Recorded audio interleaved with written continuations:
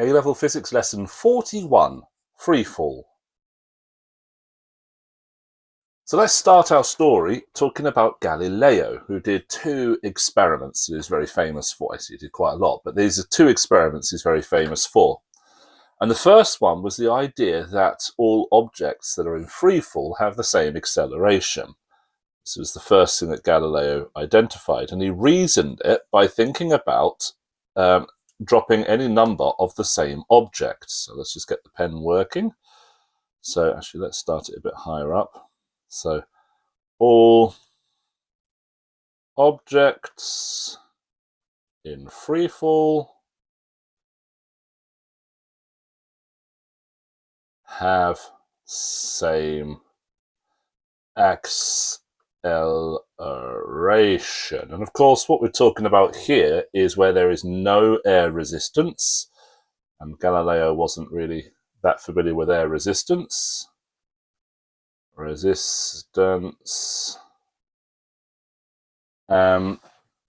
we go. So all objects in free fall have the same acceleration on the surface of the Earth, and so on and so on. So how did he reason that? Well, he reasoned that by saying, look, if I had one object of a certain mass, it would accelerate at a certain rate. He said, if I had two objects, they would both accelerate at that same rate. And if I just happen to stick them together, closer and closer and closer together, each one is still going to accelerate at the same rate. So there's no reason why something with a mass 2m should accelerate more than something with a mass m. There's two of them, but each bit of it can be thought of as accelerating independently, all by itself. So that was his logic. And it's not bad logic. So this is Galileo's thought experiment. But he went a step further. Experiment spelled with an X. Experiment. He went a step further, and legend has it that he tested it. He went up to the top of the Leaning Tower of Pisa, and he dropped objects of different shapes, different sizes, different objects, and apparently they hit the ground at the same time if they were released at the same time. Now, obviously, if we went to the top of the Leaning Tower of Pisa and dropped a feather and a hammer, we'd expect the hammer to hit the ground before the feather. But there, of course, air resistance is more significant on the feather at low speeds than it is on a hammer at low speeds. And we're not considering air resistance in this. So maybe we've got to talk about cannonballs of different sizes, that sort of thing. So there's the Galileo thought experiment, and it kind of works, and we'll come back to this thought experiment a little bit later, I'm sure. But the second thing that Galileo did is he thought, well, he wants to measure this acceleration. The problem was there was no reliable way of timing it. There wasn't a watch or a clock you could just go get off the shelf. So he used the dripping of water as a simple clock. And if you had a source of water that was dripping at a constant rate, which you can get by keeping a header tank topped up to the same level with a small hole in the bottom from which water drips out, then you have this water drip clock, and the volume of water collected will be proportional to the time since you started collecting the water. That's a very simple sort of clock. So the problem is things fall quite quickly, and so you'd have to have a lot of drips of water to be able to measure the volume. So what Galileo did is he used a ramp. So using, let's just like this, using inclined plane and water drip, that's what you want to call it, but a water drip clock, Galileo investigated acceleration.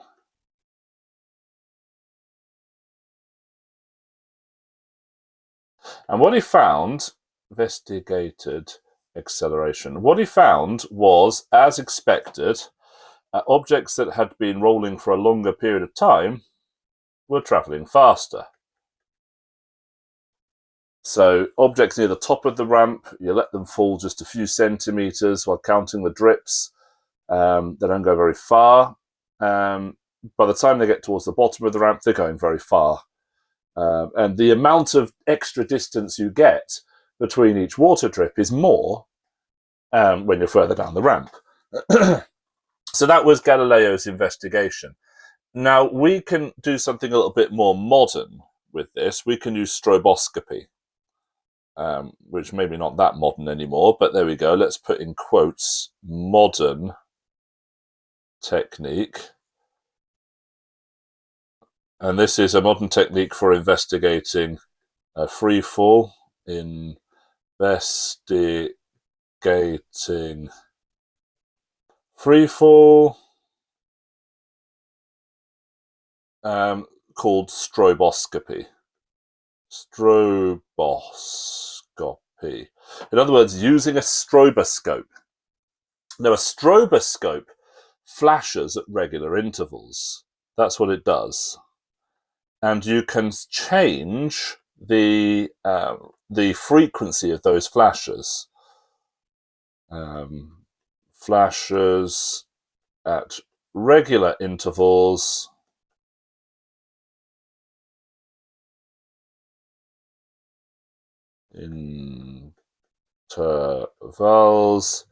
and can measure the frequency of flashes.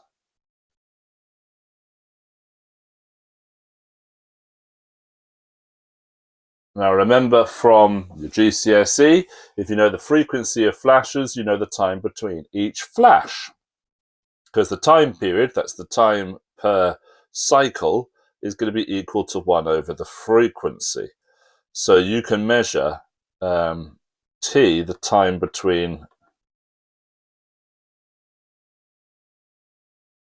each flash.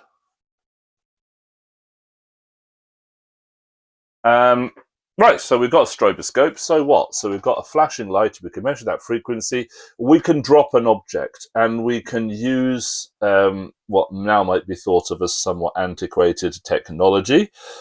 We can use a camera with film that we can leave the shutter open and expose that film for a long period of time. So if I have a ruler, I'll just label this here, and it'll be a long ruler, maybe a meter ruler or more, a ruler like this. We can have some object that we are dropping. Let's just draw this like this, and that's the object that is going to be accelerating downwards. And we're going to measure that acceleration. And we can label this object or body. I'm just going to label it object that is falling. We have a strobe scope set up. So that is just a flashing light. Where shall I draw that? I tell you what, let's move this slightly to the right. I know you lot really don't like it when I move notes around partway through taking them, but that's okay. I'd rather get it at least close to being right. This is a simple schematic, so my stroboscope is just going to be represented with a box. Don't need it to be drawn on a stand and looking all pretty. That's my stroboscope. Stroboscope. So it's just a flashing light where the frequency of the flashes can be measured. The light from that is going to be illuminating the object and everything else in the path, like this. There's the light from my stroboscope, which is flashing. And the last piece of the puzzle is a camera, which I can place here. You want the camera far enough away that you don't have to worry about parallax. And I'll label that camera. And I'm going to label it long exposure camera. You can do something similar to long exposure with digital cameras. but it's a simulated long exposure where the camera takes a series of images and then stitches them together, superpositions them, rather than what would be a proper long exposure camera where the photographic film has light landing on it. The more light lands on it, the darker that bit of film gets. And so, I mean, where I've set this up isn't particularly good because we've got the light source over here and the camera over here. So really they should be on the same side. But I've just spaced them out like this to make it a little bit easier. So I'm going to put same side. I've spaced it out like this so it's easier to see what's going on. So when you flash the light, the object will reflect the light. And if there's a dark background, then you'll be able to see the object very clearly. And the light that's reflected off the object will go into the camera and leave a mark on the film. Then the object is falling, so the next time the light flashes, the object's in a different position, which means that the mark on the film will be in a different position the next time, and so on and so on and so on. So you'll get a series of dots all the way down, or a series of images of the ball all the way down. And the series of images will start close together. Let's try and make that a bit more circular. Yeah, it'll start close together and then they'll get further apart. So if I duplicate this, they start close together like that. And then the more the object falls, the further apart they get. Obviously, I'd want all these to be lined up horizontally, and I'm not doing a cracking job of that.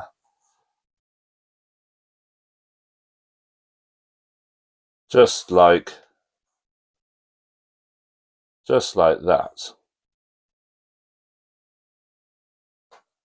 So this is your stroboscope, your what do we call it? A strobograph, I guess. A photograph with using a stroboscope. I don't know if it's called a strobograph or not. I'm making up words there. So I'm going to just put stroboscopic photograph. Stroboscopic photograph of falling ball. Well, I'm putting in brackets object here because I didn't label it as ball on the left-hand side, did I? I just labeled it as object. So there we go. So what can we see? We can see small distance between each flash, and we can see big distance between each flash. And the time between each flash is the same. And that's absolutely critical. Oops, because we can measure the position of the ball against that ruler. So if we then plot ball position versus time graph, what would it look like? Well, it would look a little bit like this. So let's get my straight line tool for the axes. And for simplicity, I'm going to say down is positive. Doesn't really matter, but I'm going to say down is positive. There's our graph there. We've got our time. And of course, it's the same time between each flash. And here we've got position. Pen messed up. Position. And what we're going to have? Well, let's draw, first of all, some grid lines to help me. And I'm going to try and draw these grid lines so that they are all equally spaced as much as possible. And vertical. And I will label them on the graph because I think that's going to be useful in our notes. Oops. Let's label these equal time between flashes, and that's on our equation t, the reciprocal of the frequency. And then if we plot our points, then we'll have something that looks a bit like this, then maybe this, then maybe this, then maybe this, then maybe this, and then it goes up even more. So let's go up a little bit more gradually, otherwise I'm going to go off the top too quickly. So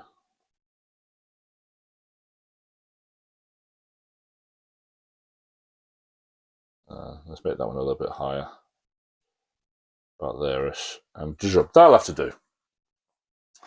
And if you connected those, if you drew a line of best fit as best as you could, what you would see would be a curve sort of going up like this. And that curve could mean a few things. I mean, it could be some sort of, well, it won't be an exponential increase because it starts at a position of 0. So it won't be an exponential increase. So we might think to ourselves, maybe it is s, the position, is proportional to t to some power, n. Maybe t is squared, but maybe t isn't squared. Maybe t is to the power of 3, or t is to the power of 2.2, or, you know, what is n? So what we could do is we could plot the natural, not the natural log, the log, actually it wouldn't matter, you could do natural log, but we could use what's called a log-log plot. And I would use log to the base 10 to investigate this. Actually, this is something that is really useful for A-level. Not a lot of schools do a good job of teaching this. So if we plot the log of the displacement versus the log of the time, we'll get a straight line.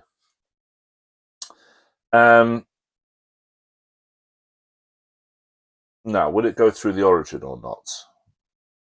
Probably not. So we'll get a straight line that does something like this. And we could write the equation of that as being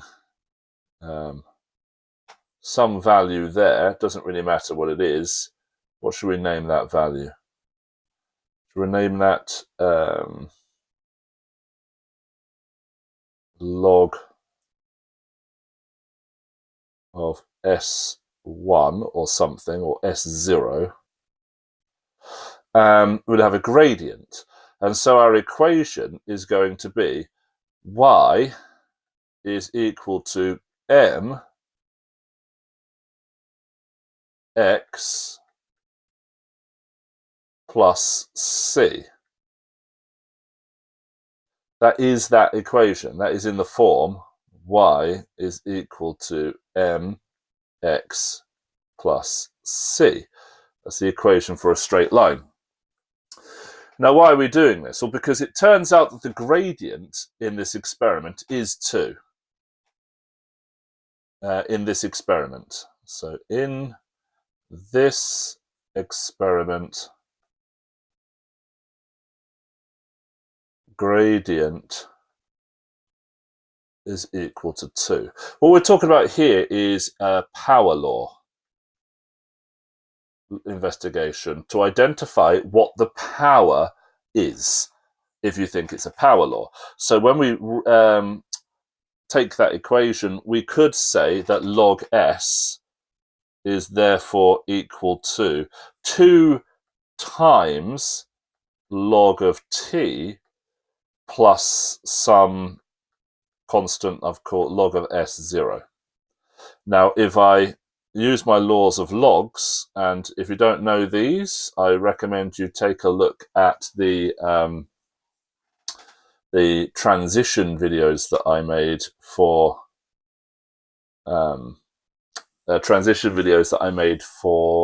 transition from GCSE to A-level.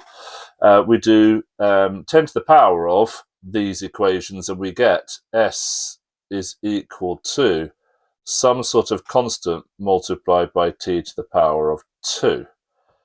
Now, whatever that constant is, it's not going to be a displacement. Probably shouldn't have labeled it s, but there we go. but what we can see is that S is indeed proportional to t squared. So I'll leave that there on the side, because I think every opportunity to use a power law, to investigate a power law, we should take it.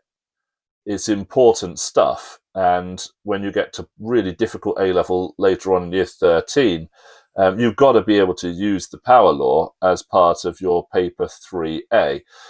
We don't tend to have to worry about the power law at this stage in your A-level, but it's an opportunity to introduce it, so why not? I'll put in brackets here, paper 3A for AQA. If you're a different exam board, then it'll be a different paper, but it's the practical skills paper. So we know that S is proportional to t squared. And if we plotted S versus t squared instead of S versus t, we would get a straight line, and it would pass through the origin. Okay. So what is the gradient of the S versus t squared graph? And I've written it down here like this, which is obviously nonsense. It's not going to be S0. What on earth is S0? So let's draw that graph, and then we will go to our Suvat equations and see if we can make sense of what the gradient of this graph will be. So x-axis is time squared now, in units of seconds squared, if we're including the units on the axis, which, if we had numbers on the axis, we should do. Here we've got displacement, or position of the ball. It's no different, means the same thing. And we'll end up with a straight line. But of course, our straight line, like this, the points that make up the straight line are going to be getting further and further and further and further apart as we go up. But it will still be a straight line. And so, again, y equals mx plus c. What we're saying is that the displacement is equal to the gradient, whatever that is, multiplied by time squared. Now, we're just dropping this ball, which means the initial velocity is 0. So in terms of Suvat equations, we've got S from our graph. We've got that. U is the initial velocity. That's going to be equal to 0. V is the final velocity. I'm not interested in that. A is the acceleration in free fall, which is probably something to do with this. And T is coming from this particular graph. As well. So this is the y-axis. This is the, well, the square of this is the x-axis. So I'll put x-axis, but I'll put it under the square root like that.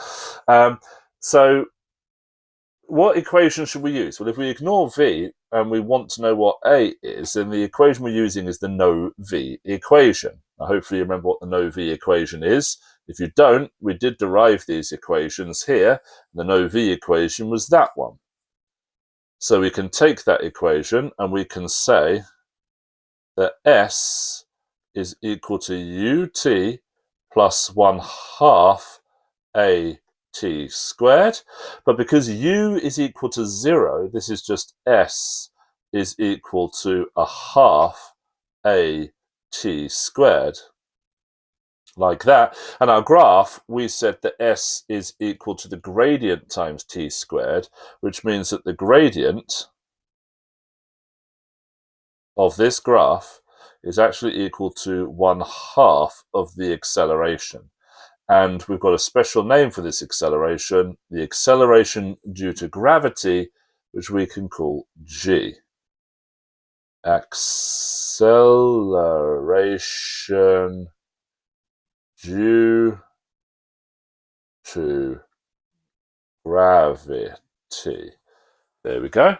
So you can measure the acceleration due to gravity using stroboscopy by using the long exposure photographs, getting an image of the spots on the photograph, measuring those distances, knowing the time between each spot, plotting the graph of that, although obviously squaring the time between each spot. When you plot the graph of that, the gradient will be half of g.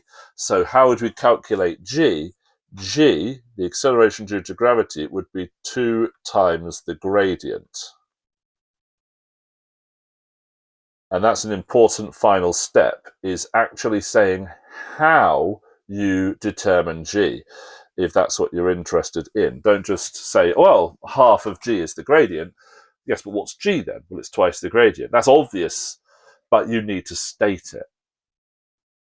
And there we go. So there is actually required practical measuring the acceleration due to gravity, and you can do it in a few ways.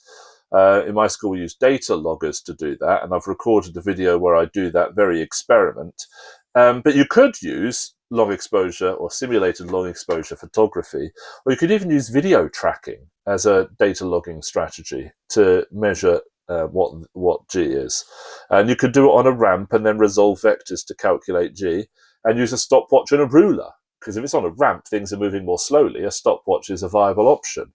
So there's quite a few methods that you can use, although there are some problems with rolling balls, because then you have to take into account the rotational motion, but we're not going to go into that at this stage.